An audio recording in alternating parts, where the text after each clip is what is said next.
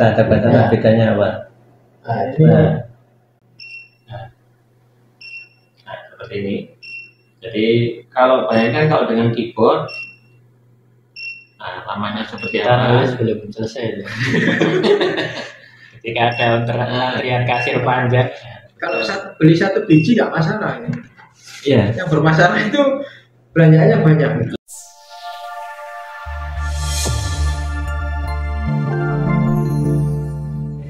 Semangat pagi. Pagi, luar biasa.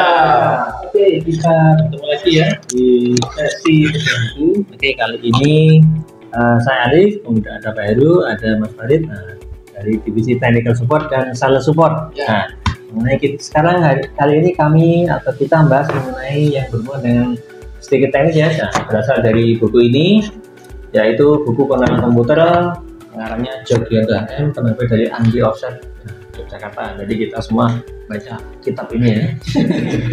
Sudah kita makan ini. Oke, jadi di buku ini kita bahas mengenai bab 6. Nah, mengenai alat input. Nah, mungkin kalian penasaran ya, apa sih maksud dengan input itu? Masukan, apakah seperti apa ya, masukan pas puasa ini? Masukan asupan atau seperti apa? Nah, mungkin dari Pak Heru ini ada mungkin terima kasih Pak. Input Saya input yang dinamakan input ini berarti masukan. Masukan dalam arti apa?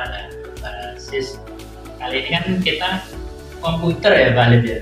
Ya. Nah, jadi yang dinamakan input berarti suatu perintah atau masukan yang bisa memberikan perintah ke komputer itu untuk menampilkan hasil atau mungkin untuk menampilkan visual apa atau mungkin untuk memberikan output apa kepada perangkat komputer itu. Nah, salah satu alat input yang mungkin sangat familiar itu berupa keyboard konvensional. Sangat familiar sekali berupa keyboard. Nah, ini dia keyboard. Keyboard ini macam-macam nih. Ada yang keyboard USB atau keyboard PS2. Terus yang kedua mungkin yang sangat familiar adalah tikus atau mouse. Tikus. Ini bahasanya biasanya kita scrolling atau klik kanan klik kiri pasti menggunakan kedua alat input ini untuk memberi perintah ke komputer melakukan pekerjaan apapun. Dan saya begitu sih Pak Alif. Mungkin dari tambahan dari Pak Farid. Iya.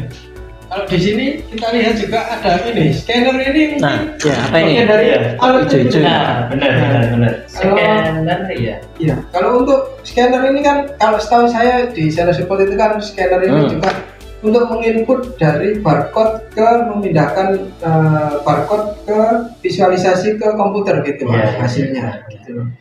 Visualisasi ke komputer. Iya. Nah, mungkin gini. Nah, mungkin dari pemirsa mungkin ada yang aneh ya. Biasanya kalau keyboard ini kan apa yang kita ketik nanti muncul di layar sini ya. Iya. Nah, begitu juga dengan mouse, apa yang kita klik nanti kita klik kan tampil di layar. Nah, kalau scanner ini ya, mungkin kalau sering ke minimarket ya, nah ke Indotit sama ke Apatit, nah itu kan kan di scanner keluar nama barang sama harga. Nah, apakah scanner itu seperti itu ya? Kalau gimana menarik ini? Kalau scanner ini kan setahu saya ini mempermudah untuk menginput dari kode yang ada, mungkin diringkas di sebuah kode. Di dalam kode itu nanti ada isinya, jadi misal kode nama barang atau harga mungkin. Kalau pakai keyboard mungkin juga bisa, cuma kan kita menginputnya satu-satu gitu, terlalu lama. Oh ya, gitu. Lama. Soalnya kan barcode ini ya. Nah, kalau teman-teman lihat ya. Nah, ini ada berapa digit ini? 10, 01, 2, 3, 0 mana? Kalau pakai keyboard keburu antri nah. Nah, betul antri. Belum lagi kalau salah kode, manggil supervisornya. Selesai. Nggak selesai, nggak efisien. Nah, kalau dengan barcode ini gimana? Kalau dengan barcode ini ya lebih baik pakai scanner Pak. Jadi pakai scanner ya? Gitu. Mungkin ada bahasa codingnya, mungkin saya juga kurang paham gitu. Mungkin dari Pak Alif bisa sedikit menjelaskan ya ini. Ya. Oke teman-teman, jadi sebelum kita pengen sih praktek ya. Tapi sebelum praktek, sebenarnya kode-kode barcode di sini adalah kode angka ya. Nah, itu mewakili inputan keyboard tadi. Nah, ketika di-scan dia langsung membaca barcode ini secara cepat tampil di layar komputer. Nah, mengenai kalau tampil nama barangnya, itu ada namanya relationship database. Jadi ada suatu aplikasi program kasir. Nah, jadi ketika di-scan kode ini, langsung dia manggil relationship-nya. Jadi nama barang apa, harganya apa, seperti itu. Dikumpulkan dalam sebuah tabel. Nah, itu memang ada semacam ini pemrogramannya untuk seperti itu. Bisa kita coba nih, kalau ngetik kan lama satu persatu ya. Nah, kalau dengan scanner seperti apa efisiensinya, mungkin bisa dicoba, boleh? Nah, kali ini kita pakai scanner apa? Nah, gimana Pak itu? Scanner. Iya, di sini ada 2 scanner gitu. Ya. Biasanya kan kalau di kemasan ada yang berupa batang ini, batang atau kode bar. Nah, ada juga misalkan pembayaran sekarang ini lagi umum fintech yang finansial teknologi ini ada QR atau misalkan kris ya. Scan krisnya kris dalam bahasa Indonesia. Kalau diketik pakai keyboard nggak bisa ini inputnya. Sangat sulit. Kan nggak ada itu. Dari risiko ya, jadi makanya sebuah perusahaan membuat yang namanya barcode ya. Barcode bisa berupa 2D ya kode atau mungkin barcode 1D yang seperti garis-garis ini misalkan. Ini silahkan coba Pak Farid menggunakan scanner kasar ini ya.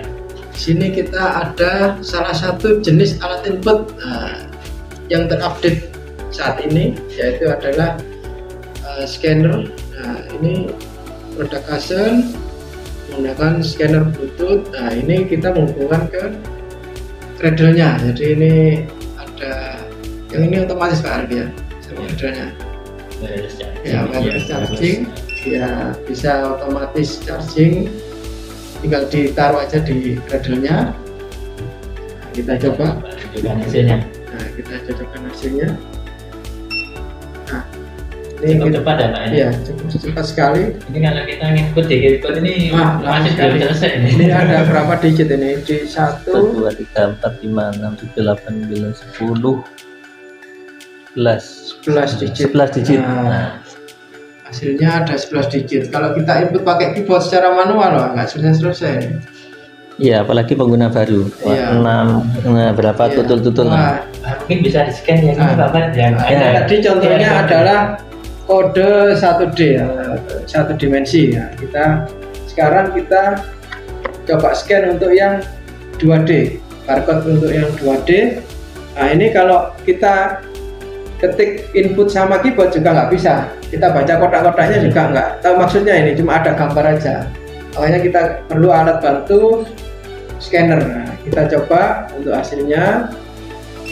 Nah, kita langsung coba hasilnya, keluar kode berupa tulisan atau web. Kalau di sini kebetulan inputnya di kode batang ini, kode 2D ini adalah informasinya adalah tentang web kasen.com.tw. Gitu.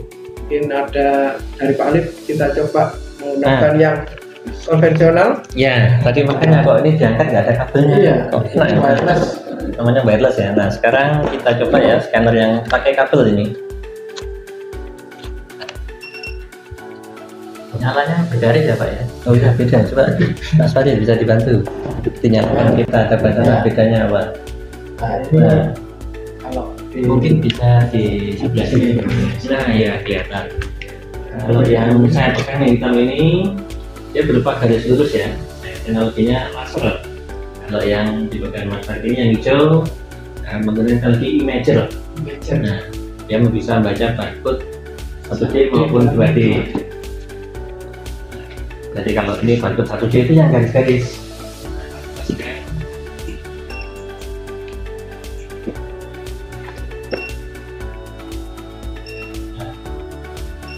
Nah, seperti ini. Jadi kalau bayangkan kalau dengan keyboard, namanya seperti apa? Belum selesai. Jika ada antrian kasir panjang. Kalau beli 1 biji nggak masalah. Iya. Yang bermasalah itu belanjanya banyak. Belanjanya. Kalau dengan itu gimana Pak? Nah, ini sangat cepat sekali.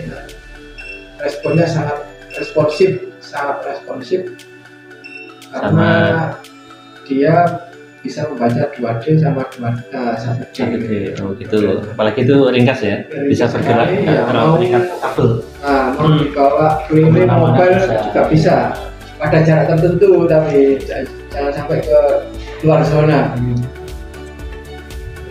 Ya, alat input ini tadi apa ya?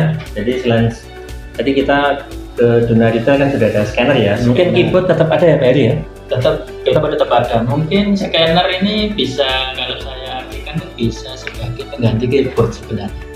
Scanner Pengganti keyboard ya? Ya, karena dia berupa teks yang outputnya ke layar komputer itu kan berupa teks. Sebenarnya scanner ini bisa dijadikan salah satu pengganti keyboard. Nah, cuma kita harus membuat barcode-nya itu dulu. Ya, barcode-nya ya kita harus berterima kasih kepada penemu barcode.